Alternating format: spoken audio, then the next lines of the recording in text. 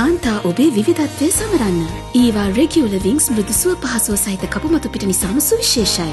ඊවා ඩ්‍රයිටෙක්ස් වින්ග්ස් ඩ්‍රයිනෙට් ලේයරය මගින් ඔබට වියලි සුව පහසුවක්. ඔබේම කැමැත්තට තෝරාගන්න. ඊවා දශකයෙන් දශකයට විශ්වාසයෙන් පෙරමුණේ.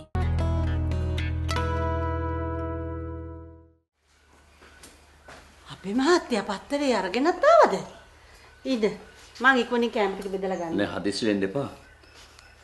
පත්තරේ තියෙනවා නරක ආරංචියක්. සුරනිමලට ගහලා දැන් ඉස්පිරිතාලේ ඉන්නවා.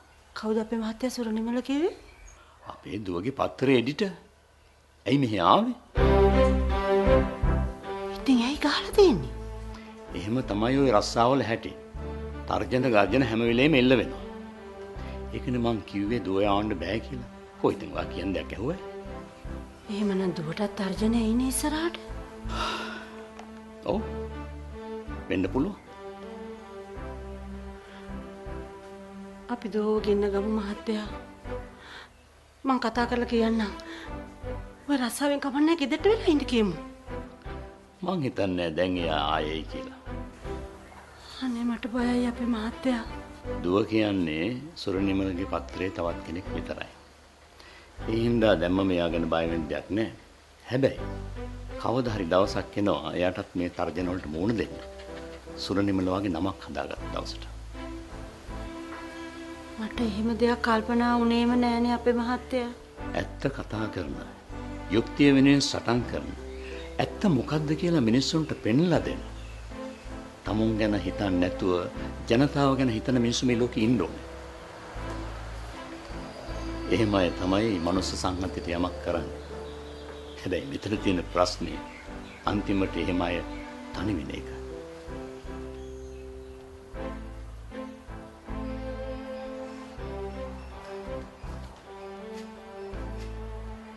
කලබල වෙන්න දෙයක් නැහැ.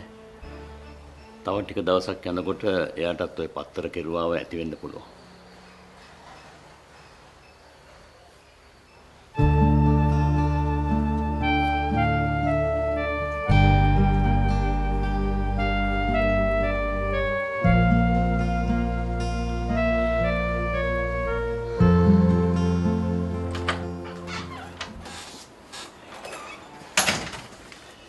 තාත්තද පත්තරේ කියවන්න දෙන්නේ? තාම නෑ. තාත්තගේ හපංකම් සේරුම් වගේ හැම පත්තරයකම තියෙනවා. තාත්තා මේ වෙලාවේ මෙහෙම දෙයක් කරාම ඒක චෝදනාව කෙලින්ම එල්ල වෙන තාත්තට කල්පනා වුනේ නැද්ද? චෝදනා කරන්න පුළුවන් ඕනම කෙනෙකුට. ඒව ඔප්පු කරන්න පුළුවන්. චෝදනාවක් ඔප්පු වෙනකන් කිසිම කෙනෙක් වර්ධිකාරයෙක් වෙන්නේ නැහැ. ඒක තමයි නීතිය. මම පුතා තරම් ඉගෙනගෙන නැති වුණාට. තාත්තේ. ඇත්තමයි තාත්තා වැඩ කරන්නේ මෙහෙම කියලා දන්නවනම් මම ලංකාවට ආපහු වෙන්නෙත් නැහැ. මෙන්න මේක අල්ලලා දාන්න. මට ඕන උනේ මානෙල්ට අනතුරු වගවන්න. වෙන දෙයක් නෙවෙයි. අපි වැඩ කරනවා නම් නීතියට එකඟව වැඩ කරනවා. එමෙතන මම ආපහු යනවා.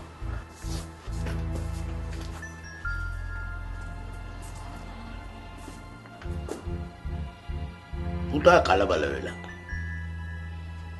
දවසකට මීඩියා වලින් කොච්චර දේවල් කියනවද? ඔයා හිතනවද මිනිස්සුන්ට ඔක්කොම මතකයි කියලා? දවස් දෙක තුනක් බලන්නකෝ. මේ සිද්ධිය ගැන කිසි කෙනෙකුට මතක නැහැ. ඒක තමයි ඒකේ හැටි. මම ලීගල් ඩිපාර්ට්මන්ට් එකට ගිහුවා ලෙටර් ඔෆ් ඩිමාන්ඩ් එකක් යවන්න කියලා. ඒගොල්ලෝ ඒ ගැන වැඩ කරන්නේ. දැන් අපි ලෑස්ති වෙන්නේ නඩු කියන්නේ? නඩු කියන්නේ නැහැ. නඩු කියලා මේක ඉවරයක් කරගන්නකොට වෙන්න ඕන හරිය වෙලා ඉවරයි. අපිට නඩු කියන්නවත් බැරි කමක් නැහැ. මේ කියන දේවල් බොරු හින්දා. ඒව ඔප්පු වෙලා නඩුව ඉවරයක් වෙනකොට මම නෙවෙයි පුතාවත් ජීවතුන් අතර ඉඳීද කියලා සැක. ඒක තාත්තා මේ දේවල් මේ නීතියට පිටින් විසඳන්න හදන.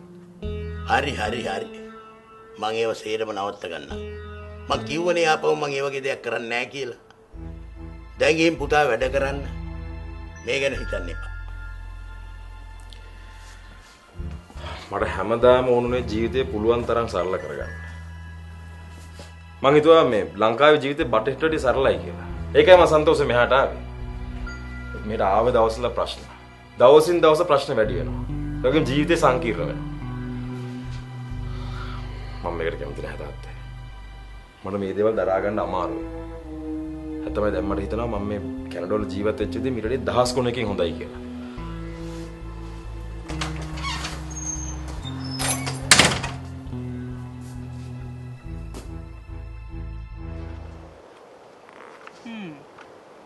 sodium nitrate monosodium glutamate මේව කියවන්නවත් බෑනේ අක්කි.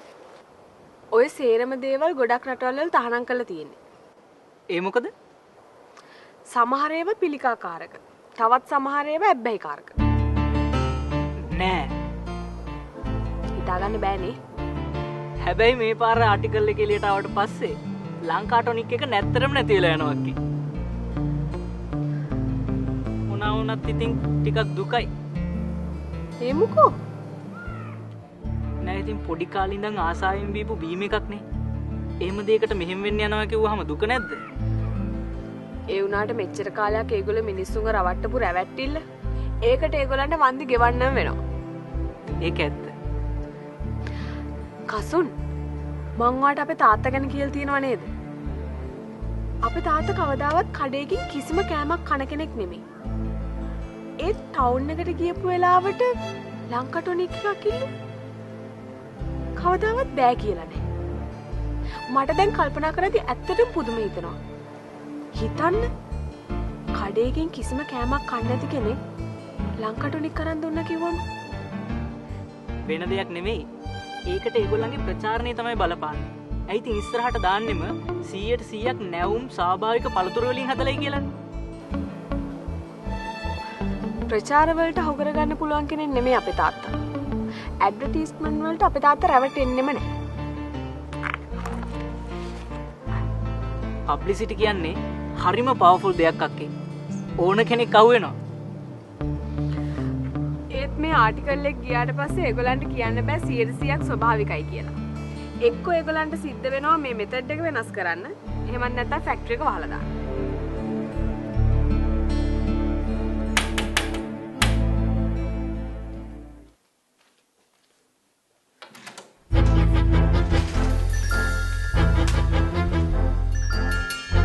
මේ සෙල්ලම නවත්තන්න හිතන් ඉන්නේ කවද්ද? සෙල්ලමේ තරම් පේනවා ආපු ගමනින්ම. අමු දන්නව මං හොඳ මිනිහෙක් නෙවි කියලා. තරක මිනිහෙකුට හොඳ වෙන්න ටිකක් අමාරු. මට තර්ජනය කරනව නේද? යමතු විදියකට හිතා ගන්නවා. මත් තමුන් කරපු වරදට සමාව දීලා ගෙදරින් පිට කරුවේ කරබාගෙන නිශ්ශබ්දව ඉඳී කියලා. මං කරපු වැරද්ද ඔප්පු කරන්න පුළුවන්ද? ඔප්පු කරන්න බැරි වුණාට මට දඬුවම් දෙන්න පුළුවන්. දැන් ඔයාට බෑ මට අත තියන්න. මට මගේ දරුවෝ වෙනුවෙන් කරන්න බැරි දෙයක් නැහැ. හරි. කරලා බලමුකෝ එහෙනම්. අර පත්තරකාරයට කියනවා මේක නවත්තන්න කියලා. මම බොහොම හොඳින් කියන්නේ. ඒක පත්තරෙත් එක්ක බලාගන්න. මට ඒකට කරන්න දෙයක් නැහැ. එච්චරද කියන්න තියෙන්නේ? ඔව්. අපි යන්. ඕන. මෙයත් එක්ක තවත් කතා කරන්න දෙයක් නැහැ අපි යන්.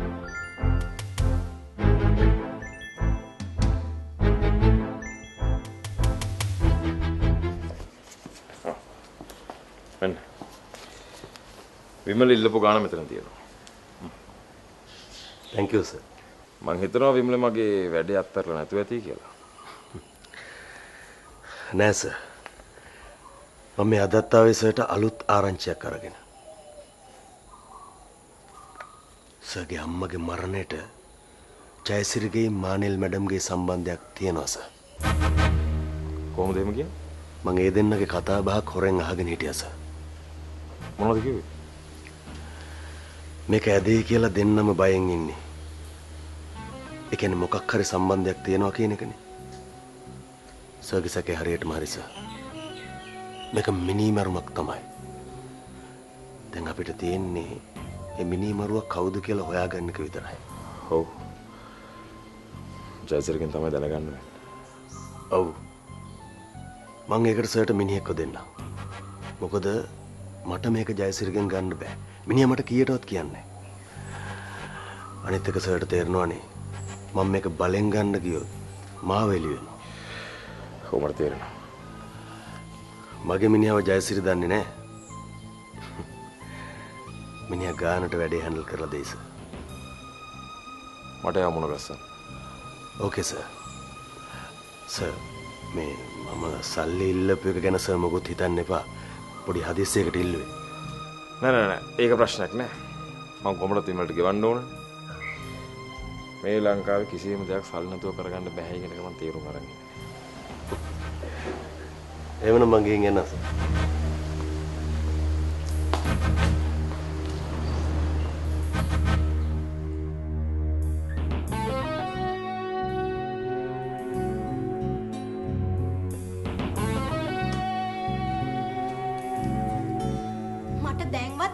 කියන්න අම්මි. තවත් මාව රවට්ටන්න හදන්න එපා. අම්මි තාත්තිත් එක්ක අෆෙයාර් එකක් පටන් අරන් තියෙන්නේ තාත්තිගේ ෆස්ට් මැරේජ් එක තියෙද්දි. හේ වයිෆ් එතකොට ජීවත් වෙලා ඉඳලා තියෙනවා. එක ගෙදරක එකට ඉඳලා තියෙනවා. එහෙම නේද? කවුද කියන්නේ? අම්මි ගැන දැනගත්තට පස්සේ තමයි ඒ වයිෆ් ගෙදරින් ගිහින් තියෙන්නේ. හේ විතරක් නෙමෙයි. අම්මි කීප සැරයක්ම ගිහින් එයාට බැනලා තියෙනවා. තාත්තිට ඩිවෝස් එක දෙන්න කියලා. මොනවද මේ කියන්නේ? අම්මි ෆැක්ටරි එකේ වැඩට ඉන්නේ පැකින් සෙක්ෂන් එකට. ඒත් අවුරුද්දක් ඇතුළත අම්මි ඔෆිස් එකේ account clerk කෙනෙක් වෙනවා. තවත් මාස 6ක් ගියාට පස්සේ අම්මි තාත්තගේ ප්‍රයිවට් සෙක්‍රටරි වෙනවා. ඔය ඇති. අම්මි මට කිව්වේ සුරංගනා කතාවක්. තනි වෙලා හිටපු තාත්තිට පිහිට වුණා කියලා. ඒ වයිෆ් තාත්තිව දාලා යන්නේ අම්මි හින්දා. අෆෙයාර් එක පටන් ගත්තේ කාලෙම ඒ වයිෆ් අම්මිව හොයාගෙන යනවා. බොහොම හොඳින් තේරුම් කරලා දෙනවා. ඒත් අම්මි එයාව පන්න ගන්නවා. නෙත්මි ඔය ඇති. ඔයාට මේ දේවල් කියපු කෙනා හැමදේම ඇත්ත වගේ කියලා තියෙනවා. මම මේ කියන්නේ කවුරුත් කියපු දෙයක් නෙමෙයි. එහෙනම් මට ඒ වයිෆ්ගේ ඩයරි එක කියවන්න හම්බුණා. ඒකෙන් තමයි මම මේ හැම දෙයක්ම හොයාගත්තේ. මට දැනගන්න ඕනේ මෙච්චරයි. මට දැන්වත් අම්මි ඇත්ත කියන්න. එයාගේ මරණයට අම්මි සම්බන්ධයිද නැද්ද? නෙත්මි ඒ කාලේ මං ඔයාටත් වඩා වයසින් බාල කෙල්ලෙක්. ඔයා හිතනවද මං හිම දෙයක් කරයි කියලා? ඔය කිව්ව සේරම දේවල් ඇත්ත කියලා හිතමු. ඒත් ඔය වගේ දන්නු දෙයක් මං කරයි කියලා ඔයා හිතනවද?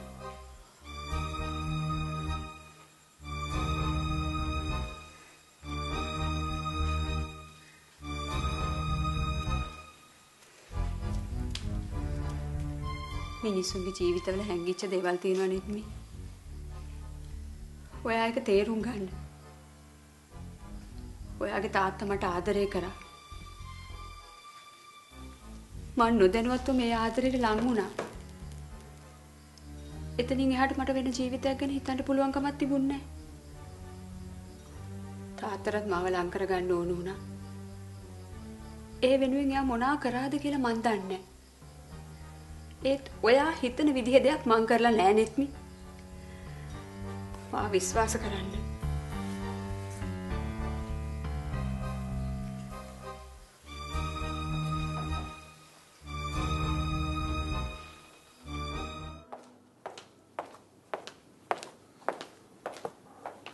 මන් දුන්න සේල්ස් රිපෝට් එක බලුවද සර්? ඔව්.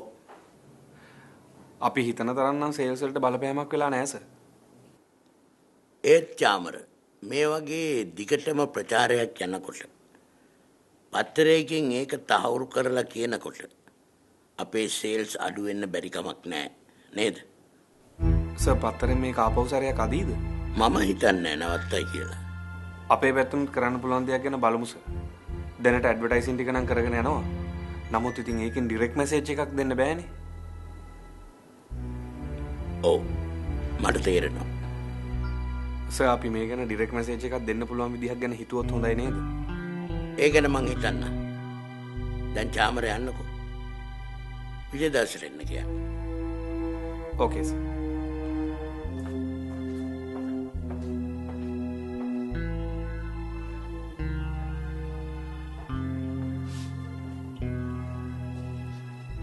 විජේදාස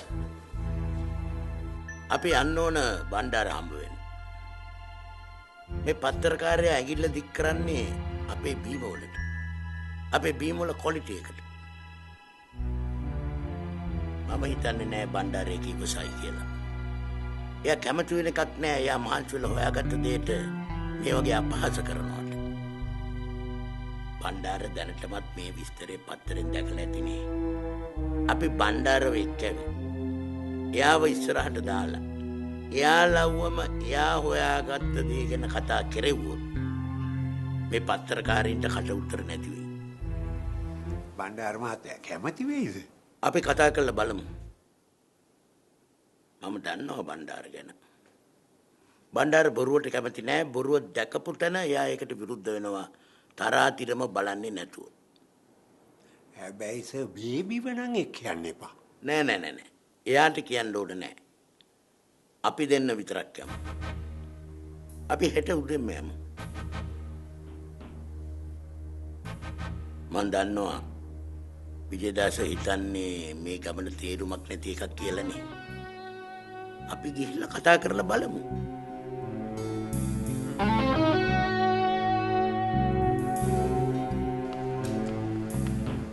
සර් කොහොමද මාව අඳුරගත්තේ? නිශ්ශංකගේ මේ පර්සනල් ෆයිල් එක මම චෙක් කරා. ඒකේ ෆොටෝ එකක් තිබුණා. ඒක තාමත් ඔෆිස් එකේ තියෙනවද? ඔව් තියෙනවා. මම දන්නවා නිශ්ශංකට බුරු චෝදනාවක් එල්ල වුණේ කියලා. මම නඩුවක් දැම්මෙත් ඒකින්දම තමයි. මට වන්දියොන්නේ නැහැ සර්. ඒත් මට වෙච්ච අසාධාරණේ නිවැරදි වෙන්න ඕනේ. අයි මානෙල් මිස් එක ප්‍රශ්න ඇති වුණේ? එයා කිව්ව දේවල් කරන්න මං අකමැති වෙච්ච හින්දා. වෙන දෙයකට නෙවෙයි. මට ඒක තේරුම් ගන්න පුළුවන්. නිශ්ශංක ගැන ඇත්තටම මං හෙව්වා. ඔෆිස් එක ඇතුලේ විතරක් නෙවෙයි පිටනුත් හෙව්වා. මට නිශ්ශංක ගැන විශ්වාසයක් තියන්න පුළුවන්. සර් එහෙම කිව්වේ ගැන මට සතුටුයි. මං නිශ්ශංකට එන්න කිව්වේ ආපහු වැඩ කරන්න කියලා කියන්නේ. මේ තීරණය ගැන සර් බඳුරු සර් එක්ක කතා කරාද? ඇයි එහෙම දෙයක් ඇහුවේ? මං හිතන්නේ නැහැ බඳුරු සර් ඒකට කැමති වෙයි කියලා. මානෙල් මැඩම් ඉස්සල්ලාම කරේ බඳුරු සර්ට මාව එපා කරපු එක සර්. මං දන්නවා බඳුරු සර්ගේ හිතේ මං ගැන හොඳ ආකල්පයක් නැහැ කියලා. මේ චෝදනාව එල්ල වෙච්ච වෙලාවේ බඳුරු සර්ට උමනාවක් තිබ්බා නම් මාව එකෙන් ගලව ගන්න තිබ්බා සර්. මගේ ආය අදහසක් නැහැ ලංකටෝනික් එකේ වැඩට එන්න. මට අලුත් ජොබ් එකක් හම්බෙලා තියෙන නිසා.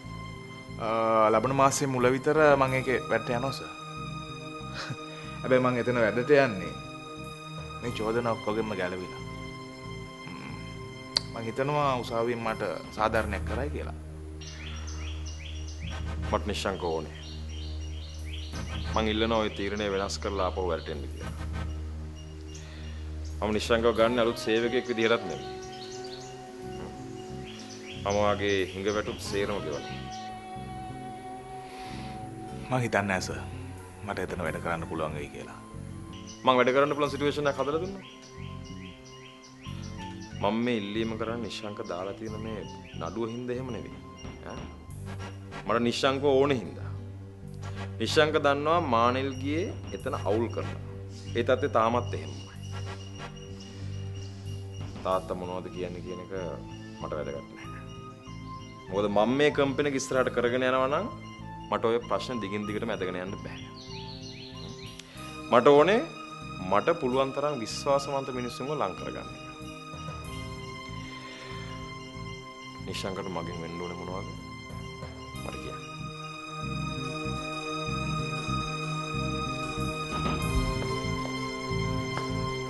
කාන්තා ඔබේ විවිධත්වය සමරන්න. ඊවා රෙගියුලර් විංස් මෘදු සුව පහසුව සහිත කපුමතු පිට නිසාම සුවිශේෂයි. ඊවා ඩ්‍රයිටෙක්ස් විංස් ඩ්‍රයිනෙට් ලේයරය මගින් ඔබට වියලි සුව පහසුවක්. ඔබේම කැමැත්තට තෝරාගන්න. ඊවා දශකයෙන් දශකයට විශ්වාසයෙන් පෙරමුණේ.